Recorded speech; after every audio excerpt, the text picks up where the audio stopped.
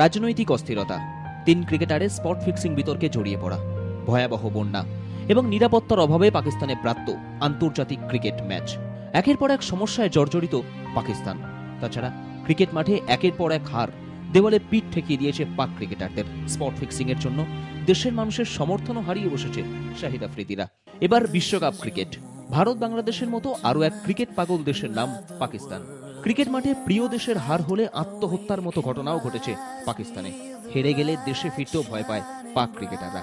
1996 ভারতের কাছে হেরে কিংবা 2007 ক্যারিবিয়ান দ্বীপপুঞ্জে শোচনীয় পরাজয়ের পর দেশে ফিরতে ভয় পেয়েছিল পাক ক্রিকেটাররা। দেশের হারে প্রতিবাদের ঢেউয়ে উত্তাল হয় পাকিস্তান। ক্রিকেটকে ভালোবাসে পাকিস্তানের আম জনতা। ক্রিকেটকে নিয়ে সাজানো সে দেশের ক্রিকেট পাগল মানুষের স্বপ্ন।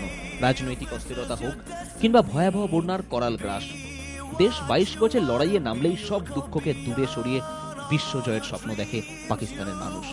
গত বছরে বহু বিতর্কের মধ্যে দিয়ে গেছে পাকিস্তান ক্রিকেট।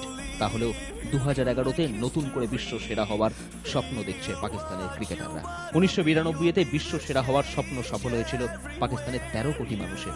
এবার 2011, দীর্ঘ 19 বছর পর দেশের রাজনৈতিক অস্থিরতাকে কাটিয়ে, স্পট ফিক্সিং এর অন্ধকারকে কাটিয়ে, ভয়াবহ বন্যা স্মৃতিকে হটিয়ে দিয়ে বিশ্ব সেরা হওয়ার স্বপ্নে মশগুল তামাম পাকিস্তান। দেশের 13 কোটি মানুষের স্বপ্নকে সত্যি করতে ক্রিকেটের বিশ্বযুদ্ধে শামিল শাহিদ আফ্রিদি, ওয়াকারুল ইসলাম। স্পোর্টস ডেস্ক, আর প্লাস নিউজ।